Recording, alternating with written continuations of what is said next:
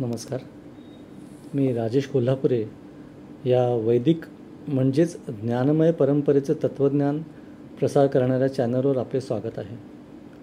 आपण चर्चा करीत होतो ज्ञानेश्वर माऊलींच्या अभंगांमधील देवता दर्शन आणि त्याच्या गूढ अनुभवांची देवता दर्शन होण्याकरता असलेली क्षमता हा साधक साकार मार्गाचा असावा की निराकार मार्गाचा असावा हा आग्रह अथवा अट्टहासाचा विषय नसून त्या साधकाच्या व्यक्तिगत क्षमतेला धरून साधकांचा प्रत्यक्ष अनुभव आहे.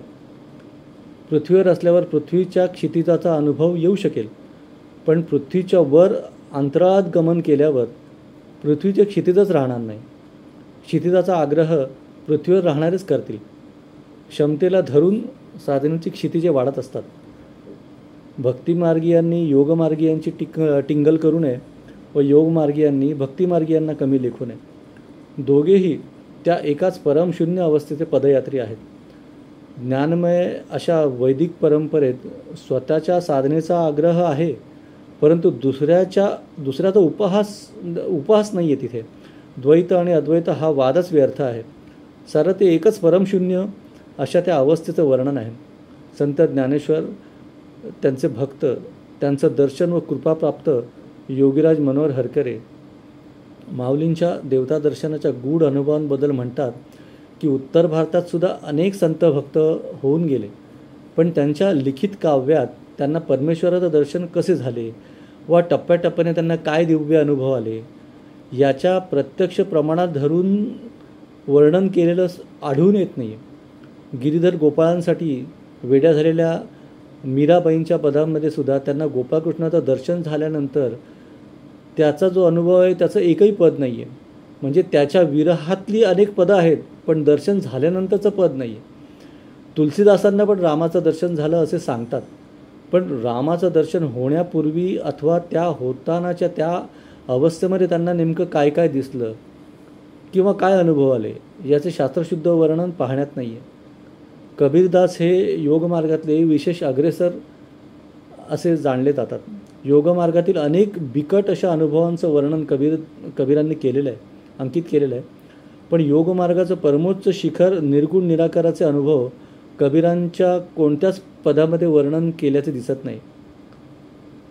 पुढे योगीराज म्हणतात, भक्ती करणं वेगळं आणि भक्तिमार्गातील परमोच्च अशा भगवंत अवस्थेचं सत्य अनुभव असणं वेगळंच असतं. तद्वत योगमार्गातील योग्यांना त्यांच्या साधना प्रयत्नातून वेगळे अनुभव आल्याची वर्णनं आली असतील, पण परमोच्च निराकाराचं वर्णन केवळ माऊलींशिवाय कोणीच केलेलं दिसून येत नाही. ऋग्वेदामध्ये नासिदीय सूक्तामध्ये त्या परम अवस्थेचं वर्णन आहे. अवस्थारहित अवस्थेचं म्हणजे निर्गुण निराकाराचं वर्णन करणं तर अशक्यच आहे, कारण शब्दापलीकडची ती अवस्था आहे. म्हणून वेदात ब्रह्माला अनिर्वाच्य ब्रह्म असं म्हटलेलं आहे. पण त्या अनिर्वाच्य ब्रह्माच्या अनुभवाच्या अगोदरच्या अनेक पायऱ्या आहेत. त्याचं वर्णन सहसा आढळत नाही. उपनिषदामध्ये त्याचा प्रयत्न थोडाफार बराचसा प्रयत्न केल्यासारखा आढळतो. उपनिषद काळापर्यंत साकार दर्शनाला प्राधान्य असं आलं नव्हतं असं दिसून येतं. त्यात रूपकात्मक वर्णनच जास्त आहेत.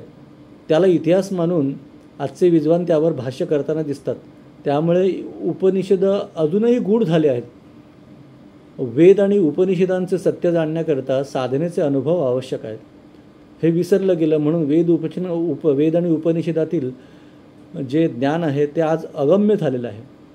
त्यावर आपण तर्कवितर्क करत आहोत, पण त्याचा मानव समाजाला फारसा असा उपयोग नाही आहे. आणि त्या उपनिषदा काळानंतर ग्रंथावर तर्काद्वारे विद्वत्ता दाखवण्याचा जो प्रघात सुरू झाला, त्यानंतरच्या काळात तो सुरू झाला. खरं ज्ञान लोप पाहून ग्रंथ विद्वत्ता प्रामाण्यावरच भर देण्यामध्ये अनेक धन्य मानायला लागले. अनेक विद्वान जे होते ते धन्यता मानायला लागले. अशा तऱ्हेने प्रत्यक्ष ज्ञानाऐवजी केवळ पांडित्य आणि ढोंगीपणाला ऊत आणणारा असा कर्मकांड सुरू झालं. त्या विरुद्ध पहिला विद्रोह जो झाला तो बुद्धमताने झाला. बुद्धमताने त्यांच्या काळात जवळजवळ सर्व ज्ञात जग व्यापलं होतं. कालांतराने त्यातही ढोंग सुरू झालं. त्यापासून समाजाचं रक्षण करण्याकरता आद्य शंकराचार्य उत्पन्न झाले. केवळ शाब्दिक विद्वत्ता व पाखंड यांच्यापासून समाजाला वाचवण्याकरता आद्य शंकराचार्यांनी स्वतःला खोट्या अर्थाने ज्ञानी समजून असा त्यांना जे खोटा प्रचार करत होते अशा ढोंगी विद्वानांच्या गावोगावी जाऊन त्यांच्या सत्यज्ञानाबद्दल प्रत्यक्ष चर्चा करून वादविवाद करून त्यांना सर्व समक्ष पराभूत केलं. आद्य शंकरांच्या असल्या सत्य स्थापनेकरिता केलेल्या साहसी कृत्याचा समाजावर परिणाम झाला आणि समाज खऱ्या व खोट्यांना ओळखू लागला आणि त्यामुळे काही काळापर्यंत दांभिकांचे चालेनासे झाले. समाजामध्ये समाज खऱ्या अर्थाने सत्याकडे वळला आणि काही काळ तो समाज सत्यावर चालू लागला. ढोंग आणि पाखंड कमी होऊन समाज सत्यज्ञानाकरता प्रयत्नशील असा झाला होता. त्या काळानंतर आद्य शंकराचार्यांचं हेच जीवनकार्य होतं. ते त्यांनी संपवलं आणि त्यानंतर ते कोठे गेले हे कोणालाच माहिती नाही. त्यांनी कार्य झाल्यानंतर आपला देह जो आहे तो पंचतत्वामध्ये विलीन केला. कालांतराने समाजात पुन्हा ढोंग, पाखंडीपणा आणि खोट्या विद्वत्तेचा प्रचार करणाऱ्या दांभिक विद्वानांचा जोर वाढून समाज पुन्हा खोट्यांकडे वळून अधोगतीला जाऊ लागला. खऱ्या विद्वानांची किंमत न राहता समाज ढोंगी प्रचार कुशलांच्या ताब्यात जाऊ लागला. केवळ पुस्तकी पांडित्यावरच भर देऊन आपल्या खोट्या पांडित्याचं दर्शन घडवणारे पाखंडी समाजात मान्यता पाहू लागले. असल्या खोट्या दांभिकांचा सर्व समूळ नष्ट, त्यांचं जे अज्ञान होतं नष्ट करण्याकरता ज्ञानेश्वर माऊलींनी विद्वत्ता प्रचूर व सत्यज्ञानाचा मागोवा घेणारा असा ज्ञानेश्वरी हा महान ग्रंथ लिहिला. ज्यापुढे सर्व पांडित आणि दांभिक जे होते, सर्व पंडित आणि दांभिक ज्ञानी नतमस्तक झाले. ज्ञानेश्वरीसमोर त्यांच्या खोट्या विद्वत्तेची व साहित्य क्षमतेची मात्रा चाले ना, तेव्हा ज्ञानेश्वरी ग्रंथ त्यांना शिरोधार्य मानावाच लागला. अवघ्या 14 वर्षाच्या लहानशा मुलाने असे अचाट कार्य करावे हे पाहून समाज माऊलींना अवतार पांडुरंग नाम ठेविले ज्ञानी असे मानायला लागला. समाज काही काळ सत्यज्ञानाकडे वळला. खोट्या विद्वत्तेने भरलेले ग्रंथ जे होते ते लोकांच्या लक्षात येऊ लागले. ज्ञानेश्वरीचा दिव्य प्रकाश समाजामध्ये सर्वत्र पसरला. ज्ञानेश्वरीचे दर्शन घेण्याकरता दिंड्या जाऊ लागल्या.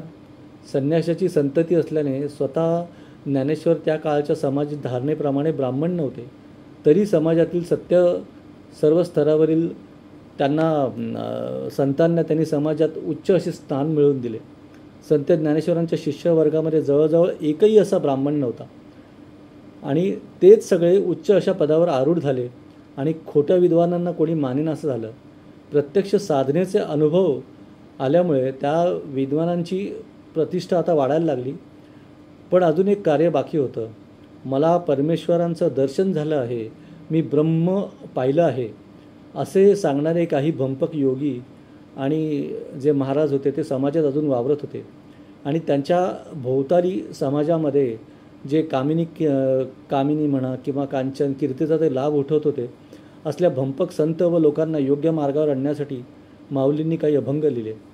भगवंताचं दर्शन होताना नेमका काय अनुभव येतो, भगवंत कसे दिसतात, साकार निराकार अनुभव, काय काय दिव्य अनुभव असतात आणि साकाराकडून परत निराकाराकडे जाताना निराकाराकडून साकाराकडे जाताना काय काय अनुभव येतात आणि असे सगळे अनुभव लिहून मग ज्ञानेश्वर माऊली लोकांना त्यांनी सत्य असं जे तत्त्वज्ञान आहे ते सांगितलं की ह्या पद्धतीने परमेश्वराचं दर्शन होतं.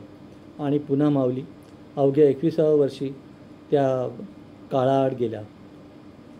आजही अशीच परिस्थिती आहे. दुर्दैवाने आद्य शंकराचार्य आणि ज्ञानेश्वर माऊली त्यांच्या काळी जी परिस्थिती होती ती परिस्थिती आजही आहे समाजामध्ये. मला परमेश्वराचं दर्शन झालं असं बिनदिक्कत सांगणारे लोक आहेत. त्यामुळे ढोंगी लोकांच्या आहारी जाऊन खऱ्या ज्ञानाला आणि परमेश्वराला आजही लोक मुकत आहेत.